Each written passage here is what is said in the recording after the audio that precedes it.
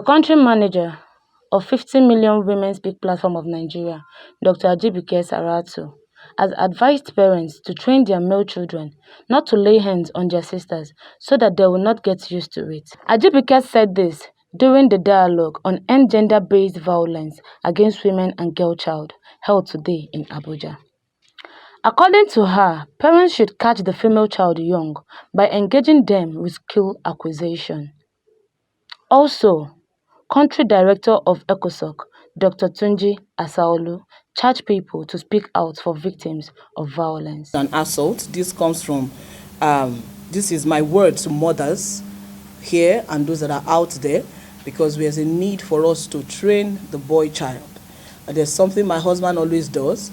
Anytime my son beats his sister, he will make sure that he beats him back. And he tells him that you must never beat your sister. So he grew up knowing that he must never lay his hands on his sister. We always tell him that it is wrong. No matter what she does, report her. Reason is because when he grows up beating his sister, of course he's going to marry somebody younger than him.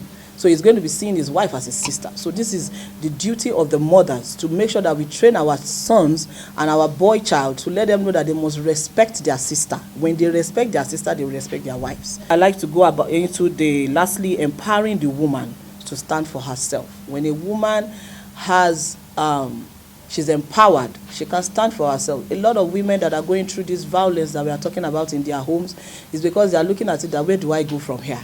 If I speak up and he kicks me out, where do I go? They are not empowered. But when a woman is strong on her own, she has her footing, she has her own income, she's able to walk out of any violence, or she's able to speak up from any violence. Also, lastly, I also like to talk about catching the girl child young. Let's fund their skills. There are some of those young ladies, even from primary 5, from GS2, GS3, let's start catching them young, give them some skill set so that they can be empowered and they are not subjected to any violence from any man at any time, at any point in time. It is also the high time for us to end whether women can be speak out or cannot be speak out. If women cannot be speak out, or those that cannot be speak out, someone should be able to also speak for them. And I think that is essence of this period. I'm sure that it's not the women that they are speaking right now. It is people that are actually speaking on their behalf. So the culture, the narrative has to also be changed, because what we are saying, even what we are talking about, is also about human rights, which is also being violated. You have rights. The culture does not permit you not for you to be violated. The question does not permit a man to be beating a woman. So I think when you are talking about the culture, let it be a culture that we add value and to the advancements of all and sundry of Decembers. Within this period, the stakeholders have been charged with the responsibility to make sure that their voice is being heard as regards to the gender-based violence across the globe. You also agree with me that the gender-based violence has become a human right. I know fully that the society put a less regards to women. But what we are saying is the narrative has to be changed, because the women are part of the society. Their creation is not negotiable, it's not out of the negotiations, it's the whole world belongs to all of us, so it's not for men alone. So we are saying that what belongs to them should also be given to them. So there is no need of debating whether women must be empowered or whether women must be given a certain position in terms of affirmative actions. We are saying that what goes to men is also applicable to women as well. So with this, and I'm sure that you can experience the relative peace if everything is done amicably. And several other stakeholders and institutions are looking at specifics, within their stakeholders' environment, their platforms, to look at issues that border on sexual and gender-based violence. And I know that all of us in the media have been able to encounter either a spike, in issues concerning gender-based violence, especially during the lockdown, during the COVID-19 pandemic, and even right now. We've seen a lot of, minors abused, some of those several conversations. So I want to say thank you for keeping up the advocacy. Thank you for also making sure that their voices are not lost, because a lot of these issues would have been buried under the hatchet. And I think that's also why a lot of states are looking at the VAP Act and intensifying the passage of the VAP Act. So I welcome you all. This year, 16 days of activism against sexual and gender-based violence, with the theme around the world, End Sexual and Gender Violence Now. For us, the theme we have chosen is the dialogue, a conversation on the role of the media in curbing gender-based violence through reorientation of gender identities.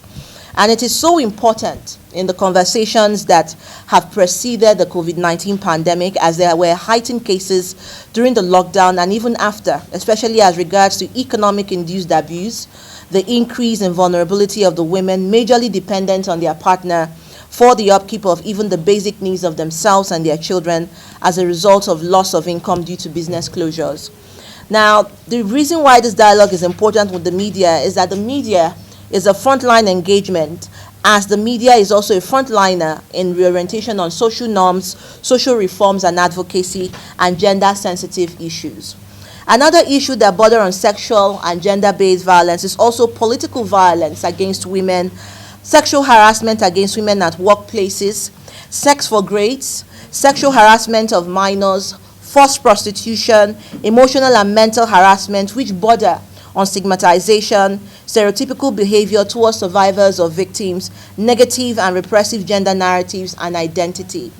The conversation on gender mainstreaming cannot be holistic without the role of the media, which is important as a tool for expanding the discourse, harmonization, and implementation of the policies that drive intervention.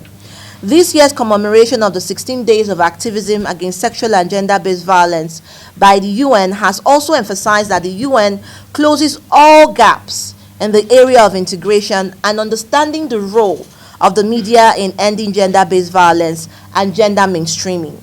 This is because after carefully going through the report by the Secretary General of the United Nations proposal on the Commission's priority and reviewed themes for 2021 and beyond, Commission on the Status of Women, it is quite concerning for us that the report did not mention the crucial role of the media in achieving even gender equality.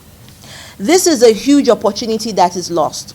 The data we have show that women only make up 24% of the person's head read about or seen in newspaper, television and radio news.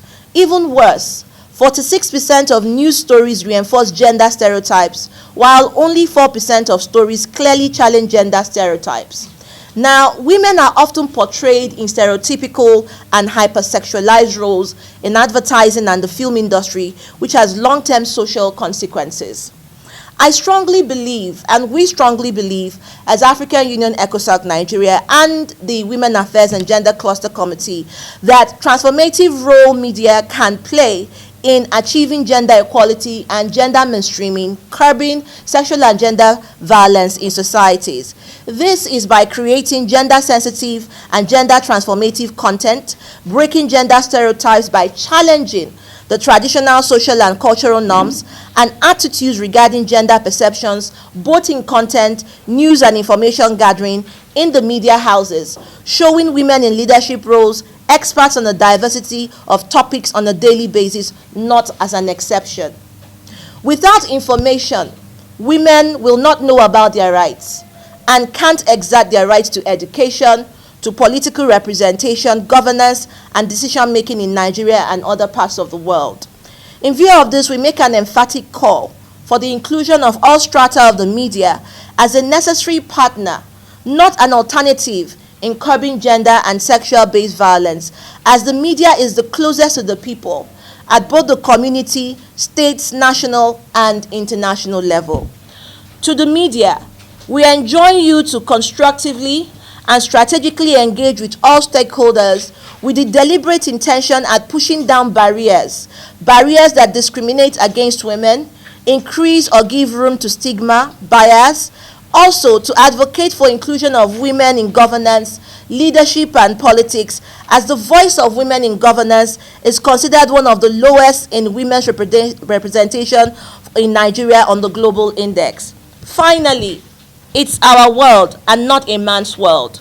As we, the African Union ECOSOC Nigeria, will continue to consider the most sustainable ways of engaging institutions, partners, stakeholders, and citizens on this trajectory of ending sexual and gender-based violence, gender inequality, and expanding women's voices for social justice. Action, and not just outreach, is the only way forward. Upsurge in the cases of GBV, and as reports of this escalated across Nigeria, the government declared a state of emergency in June 2020. This led to the inauguration of Interministerial Gender-Based Violence Management Committee on the Eradication of Sexual and Gender-Based Violence in July 2020. The committee seeks to ensure effective, comprehensive, and coordinated response to SGBV in the country. NOAA, as a member of the committee, oversees the segment of awareness creation and mobilization of citizens to end gender-based violence.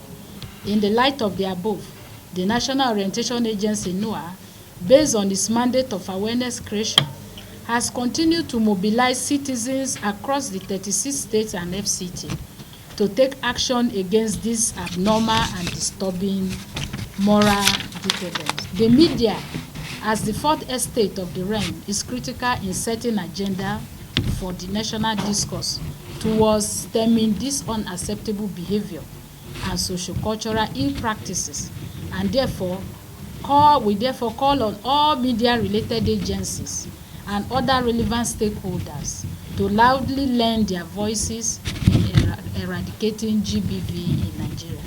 At this juncture, ladies and gentlemen, let me again commend the African Union ECOSOC project for this laudable initiative of commemorating the 2021 16 Days of Activism themed Orange the World, End Violence Against Women Now. There is a need for proper trauma management. We need to know how to transit these people, how to manage them, because they're already traumatized. So when the society now starts to stigmatize the victims, then it goes into depression, then suicidal mode and all of that. So there's a need for a transition process. How do we manage them? What do we engage them with? Because their minds are already flooded with so much, and there's a need to just manage the mind and then divert the mind away from the trauma into something else. Maybe something like their passion or their skills, which is where we come in and we are pledging our support for AU ECOSOC, because 50 million is about creating skill sets for women entrepreneurs. And sincerely, when you don't manage them properly by giving them what they need to transit that trauma, they will just go into depression and then they go into suicidal mode. Goodness, GTV Africa.